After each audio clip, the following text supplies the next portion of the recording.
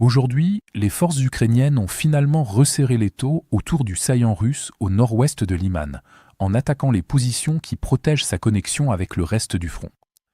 Une percée ukrainienne majeure s'est développée autour de Novoselivka, où les troupes ont pénétré dans Chandriolové et Derilové, plaçant les positions russes autour de Yarova sous une menace directe sur le flanc. Les forces russes ont répliqué en avançant au nord de Seredny, vers Karpivka, élargissant légèrement le goulot du saillant et améliorant temporairement la connexion avec le groupement avancé. Ce mouvement a donné à la Russie plus d'espace pour maintenir la position, mais les forces ukrainiennes menaçaient déjà le corridor derrière Yarova qui reliait les troupes avancées au reste du front. Si les forces ukrainiennes continuent de s'étendre autour de Chandriolové et Derilové, les troupes russes plus profondément à l'intérieur du saillant auront moins de routes sécurisées pour le renfort, le ravitaillement et le retrait. L'avancée russe au nord de Liman se transforme désormais en piège, les troupes sur le front étant de plus en plus dépendantes d'un corridor que les forces ukrainiennes attaquent des deux côtés. Le danger autour du saillant est maintenant suffisamment sérieux pour que même les analystes russes tirent la sonnette d'alarme. Les analystes russes ont averti que le flanc nord autour de Liman devient de plus en plus dangereux et pourrait créer des problèmes majeurs pour le groupement russe.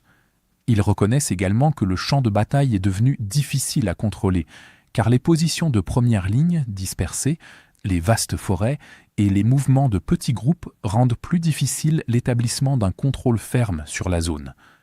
En conséquence, les commandants russes peinent à déterminer quelle position reste sûre et où les troupes ukrainiennes pourraient déjà menacer les routes derrière la ligne.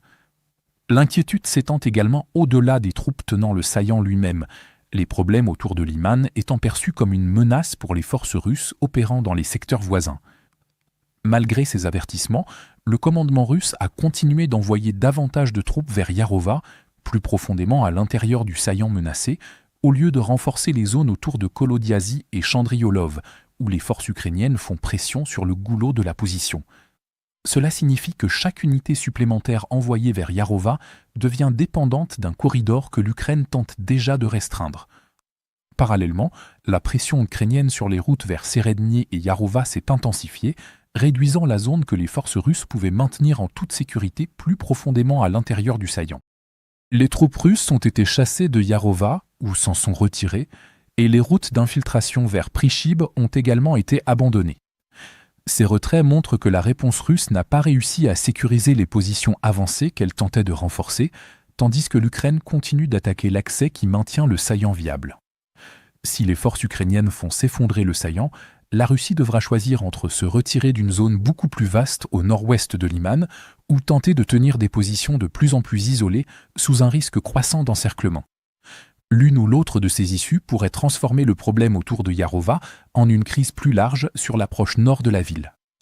Un retrait russe du saillant supprimerait la présence avancée autour de Yarova et Seredny et raccourcirait la ligne que l'Ukraine doit continuer au nord de la ville.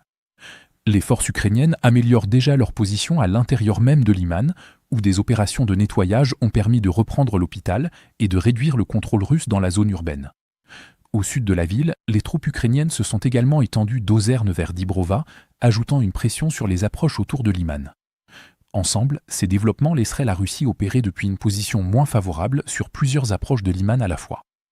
Les analystes russes avertissent déjà que de sérieux problèmes dans le secteur de Liman pourraient créer des difficultés sur les axes voisins. Un effondrement du saillant pourrait ajouter à cette pression en forçant la Russie à engager des effectifs et des ressources pour stabiliser une nouvelle ligne défensive.